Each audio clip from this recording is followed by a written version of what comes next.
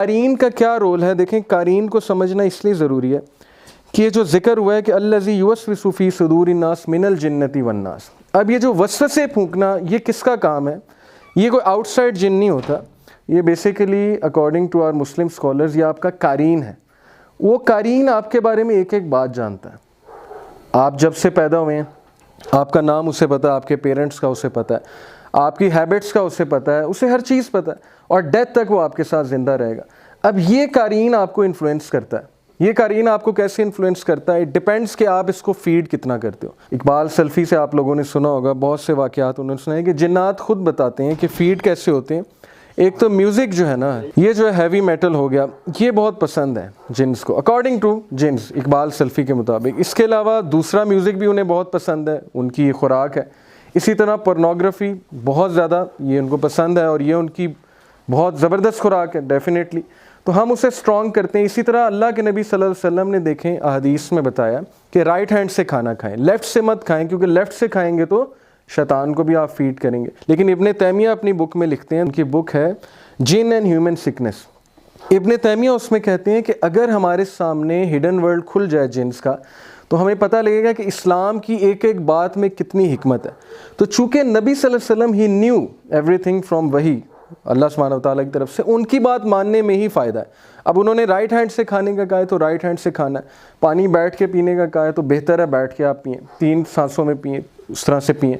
Bathroom आपने जाना है, पहले लेफ़्ट फीट रखें, मस्जिद से निकलना है राइट फीट। ये सारी चीज़ों का ताल्लुक़ देखें इन चीज़ों से हैं जो मैं आपको बता रहा हूँ, ये उसकी खुराक से ताल्लुक़ है। और इसीलिए जो राकीज़ होते हैं वो अपने आप को वज़ू में रखते हैं हर वक्त। वज़ू में नहीं रखेंगे तो उन पर अटैक्स जो हैं बहुत ज़्यादा स्ट्रॉन्ग हो जाएंगे। कभी आप उनसे पूछेगा कि उन्हें कितना डिफ़िकल्टी होती है। इकबाल सल्फ़ी ने ख़ुद मुझे एक दिन बताया था कि आग से खेलना जो है आसान नहीं है, आग से खेलना बहुत मुश्किल है, और आग से खेलने के लिए मुझे हर वक्त जो है वो पानी में होना पड़ता है। पानी से मुराद है मुझे वज़ू में होना पड़ता है। ये जो जिन है कारीन, अब इसका क्या रोल है, इसके साथ किस तरह से कन्वर्स करते हैं सूदसेयर्स, मैजिशियंस वगैरह, किस तरह से वो डीलिंग्स करते हैं इसके साथ, ये एक अलग सब्जेक्ट है, इस पर इंशाल्लाह हम बात करने वाले हैं।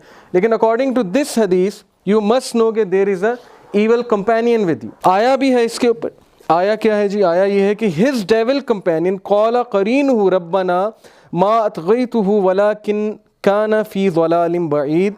He, the devil companion, will say, Our Lord, I did not make him transgress, but he himself was in extreme error. Chapter 50, Surah Kahf, verse number 27. So, Quran में भी कारीन, देखें कारीन का लफ्ज़ आया।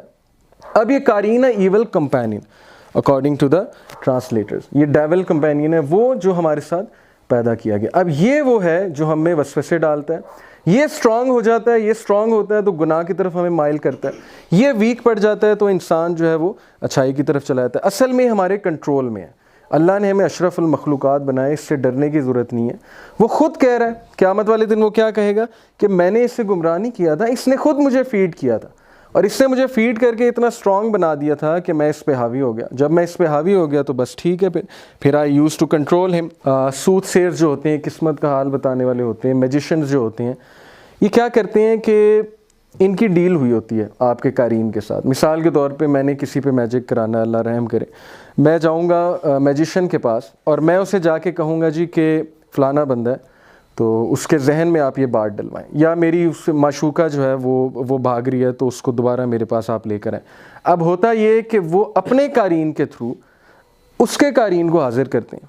उसके कारीन को कैसे हाजिर करते हैं? Through some rituals. ये कोई आम सी बात नहीं है, इसके लिए रिचुअल्स करने पड़ते हैं। अब जो भी ये क्लेम करता है कि जिन्स मेरे अंडर हैं, तो this is a very false claim, because जिन्स किसी के अंडर नहीं आते। ये एक अलग बात है, ये एक अलग मौजू है कि जिन्स आपके शागिर्द हैं, जिन्स आपसे कुछ सीख रहे हैं, जिन्स आपसे कुरान पढ़ रहे हैं, कुछ उलमा से कुरान सीख लेते हैं, वो आपकी इज़्ज़त करते हैं, इज़्ज़त करके वो आपको कुछ बातें बताते हैं, आपकी कुछ हेल्प कर देते हैं, लेकिन वो भी जायज़ नहीं है हमारे नज़दीक। उलमा उसकी भी इजाज़त नहीं देते, क्योंकि अगर इसकी इजाज़त होती तो सहाबा से वलीउल्लाह बड़ा कोई भी नहीं था। सहाबा फिर बैटल्स में उनसे मदद लेते। अब ये जो मैजिशियंस हैं, ये किस तरह से हाजिर करते हैं कारीन को? ये उसके साथ डील करते हैं। उनका जो कारीन है, सबसे पहले तो वो डील करेगा उससे। वो कहेगा कि अच्छा चलें ठीक है, मैं उसके कारीन को बुला कर लाता हूँ, लेकिन इसके बदले आप क्या करेंगे? आप ये करेंगे कि आप अपने पाँव पे यूरिन के इंक से जो है वो कुरान की आयत लिखेंगे, और वो ये कह सकते हैं जी कि आप जो है वो जिना करेंगे। जब ये इस तरह की चीज़ें करते हैं तो जिन्स को एनर्जी मिलती है। और जिन्स इनके साथ जो है वो कम्युनिकेट करना शुरू करते हैं, कारीन जिसे कहते हैं। तो बहरहाल ये है कारीन का कॉन्सेप्ट। कारीन का कॉन्सेप्ट बहुत से लोगों को नहीं पता, दे डोंट नो कि व्हाट्स गोइंग ऑन। हमारे साथ एक जिन भी है, हमारे साथ एक शैतान भी है। यस, अल्लाह ने हमारे साथ एक शैतान पैदा किया है एंड थ्रू दैट जिन वी आर बीइंग टेस्टेड। ये अल्लाह सुब्हानहू व तआला के टेस्ट हैं, अल्लाह नोज बेस्ट। अगर तो हम ज़ाहिर है ऐसे एक्शंस करेंगे सच एज पोर्नोग्राफी वगैरह वगैरह, ये जो सारे सिन्स होते हैं, तो एंजल्स तो भाग जाते हैं इन चीज़ों से, एंजल्स तो साथ नहीं रहते, फिर उस जिन को जो है वो स्ट्रेंथ मिलती है।